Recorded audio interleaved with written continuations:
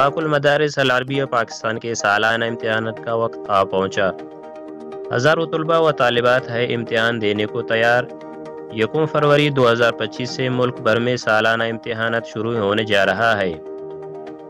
وفاق المدارس العربیہ پاکستان کے ضلع خضدار واواران کے مسئول مفتی عبدالحکیم کی صدارت میں مدارس دینے کی اہم ذمہ داروں کا اجلاس جامع علوم الشریعہ کوش خضدار میں منعقد ہوا۔ اس سال خضدار واواران کے درجنوں سنٹروں سے ہزاروں طلباء و طالبات امتحان دیں گے۔ اجلاس میں مولانا قادر بخش، مولانا محمود الحسن قمر، مولانا عبدالصبور مینگل، مولانا عبدالغفار شوانی، مولانا محمد موسیٰ ملازم، مولانا عبدالرزاق محمدی و دیگر نے شرکت کی۔